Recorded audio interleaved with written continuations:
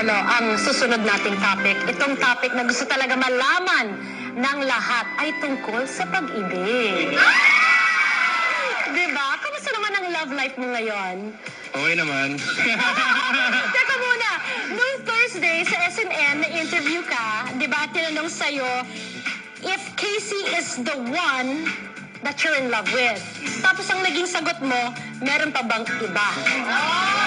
Diretsa ang tanong, Piolo, straight from your heart. Mahal mo ba talaga si Casey Concepcion? Makaya ko na siya.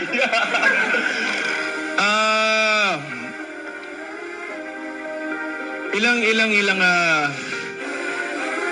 years or ilang interviews na rin na talagang sabi nga nila kung ano, lagi mo dinadivert or hindi mo sinasagot ng diretso. And I thought,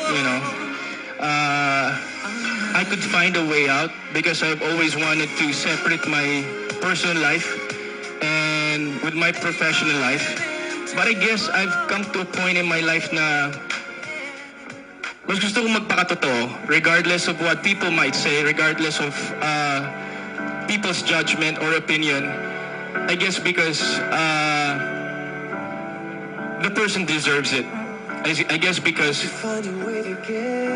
I just don't owe it to myself.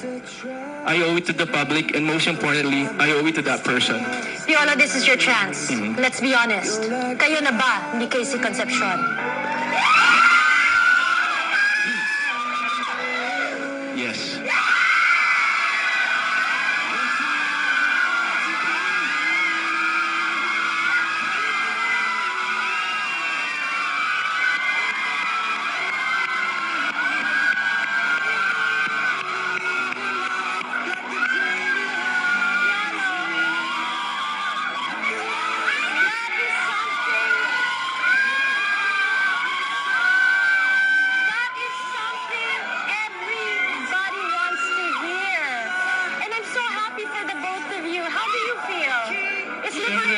It's very liberating. Siguro what I have to deal with is,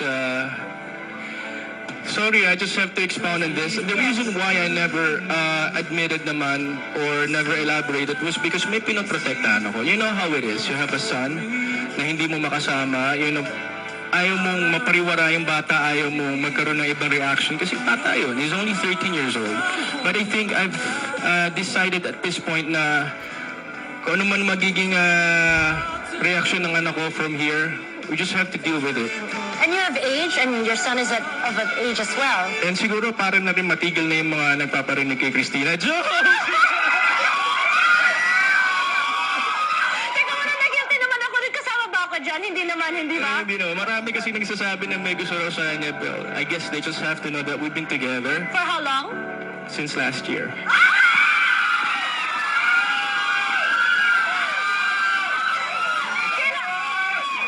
Kailan ang anniversary nyo? 21. Ito ano no? October 21. How did you get her to say yes? How did you get her to say yes? Anong ginawa mo? It took me 2 years. Oh, niligawan mo siya ng 2 years. We've been going out for 2 years and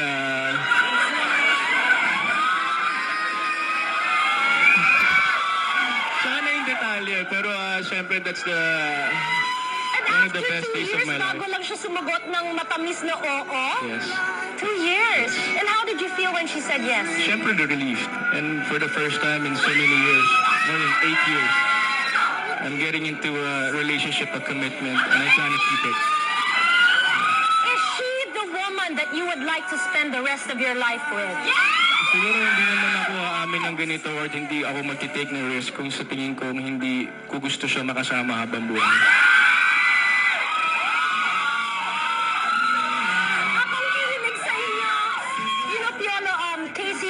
I've been observing the whole time at kahit ako mismo, nahiya din ako magtanong sa kanya because that's the respect I give the both of you. And as I see Casey, I see a very matured and kind person for actually putting up with something like that. Mahirap yan sa babae, diba? Mahirap talaga, and I found it too unfair because siya yung lagi rin sasalita. So finally, I told her a couple of days ago na nag-usap kami. I guess it's time for me to speak up.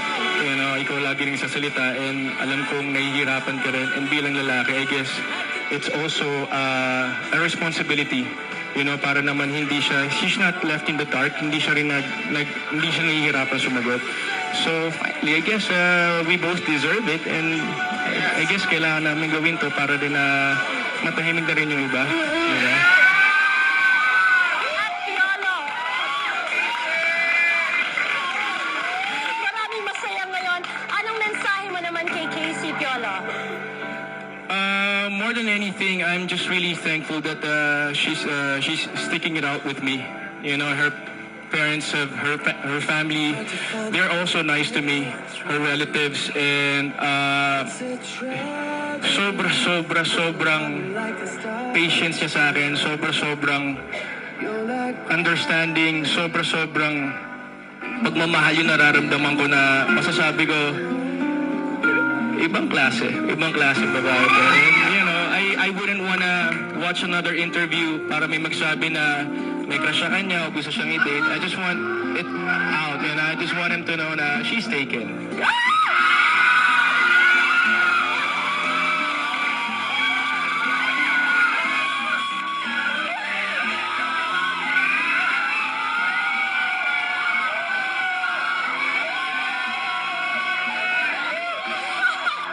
Piolo, what's your terms of endearment? What do you call each other?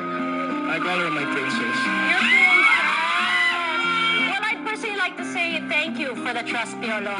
Thank you, Ren. Thank you for trusting the buzz and opening yourself to us. And I see a new person who has grasped the full meaning of life, because now you get to completely enjoy life with no barriers. I'm excited. I'm excited also for you. Thank you. Pero hindi pa tayo tapos kasi mamaya malalaman din natin ang sagot ni Princess. Gusto mo mapanood yan? Alright, Piolo. Maraming salamat sa'yo. Thank you for the trust. Thank you, Sha. And of course, thank you, Sir Buzz. And sorry if it took me this long. And I hope lahat ng, of course, supporters namin, especially sa Crispy Breaks and Fashionistas. Maraming salamat po sa inyong lahat. And yung mga fashionistas. So, yun po, hindi ko lang sasabihin ko. I'm just really, it's the thorn off my chest, I should say. So, thank you. It's a